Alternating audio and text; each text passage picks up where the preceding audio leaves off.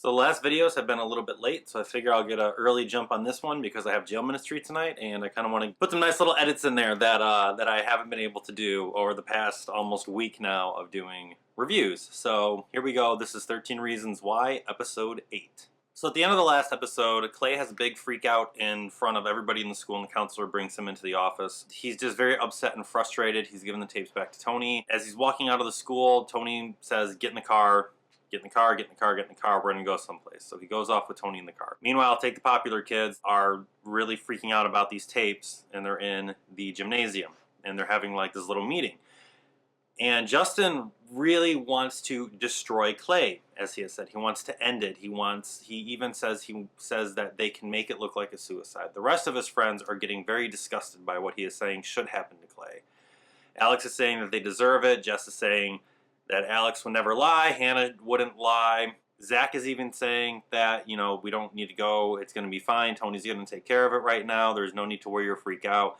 So the Popular kids are seeming to be on Justin's side anymore. They're seeming to have a contention in their consciences between the truth, between what Justin is saying is just what is happening with Clay, because Clay is the only one that has ever done something. In this episode, we find out that Hannah wrote a poem, that this poem was taken without her permission and published in like a school magazine or something, and she felt very betrayed by the person that put out this poem, this private part of her life that she thought was safe and sacred and that she shared in a safe place. This person took out and exposed to the public. I don't have too much from this episode that I can connect with, not like the last episode, because I had a journal and I had something that I wrote in my thoughts and my feelings in high school, and luckily for me, nobody ever found it, nobody ever read it, nobody ever did anything with it. It was just something for me to vent my emotions on.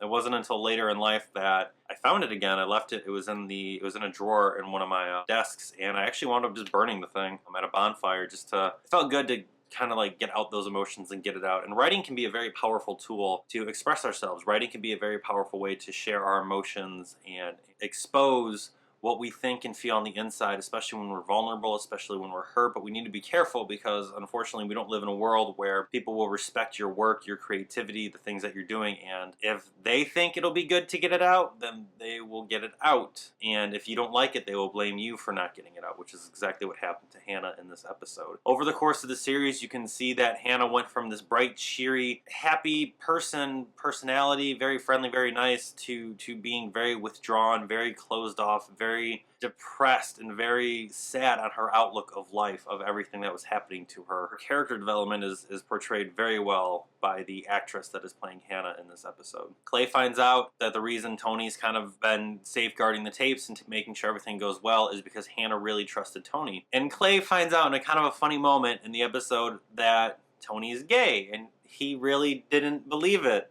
He says, "What?" He's like, "I'm gay, right?" And it's kind of just this funny discourse of Clay finding out his friend Tony is gay, and that the friend he hangs out with has actually been his boyfriend, and he's just been so aloof to all of this. It's kind of comical the way Clay has just been so ignorant. So that was a little bit of levity in the episode. You're seeing the parents' lives kind of coming together a little bit over the lawsuit, and they're kind of bonding, but the mom has an interesting experience in the restaurant where she says, "I'm a mother of a 17-year-old who wants to go to college, who wants to go to New York."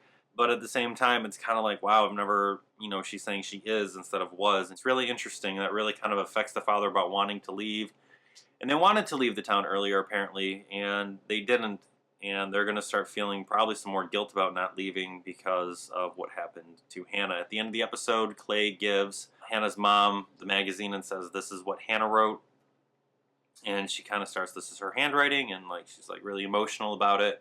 And that's kind of where the episode ends out. Yeah, I don't really have a lot to say about this one. This one is about the writing and venting of your feeling, trying to find some place that you feel safe, some place that you feel welcome and accepted, like Hannah when she went to the library club at the beginning to vent poetry, to write down her emotions and feel stuff out. But unfortunately, again, she was betrayed by somebody that she wasn't thinking would betray her. It just compiles onto the problems that are already in Hannah's life, unfortunately. If you are in need of help, there's some suicide numbers below. There are people that are there to listen to you and help you and make sure that you don't do anything drastic and injure yourself in any way. Like, comment, subscribe as always if you're having fun watching the series, if you're resonating with some of the stuff that's going on, and I will see you guys tomorrow.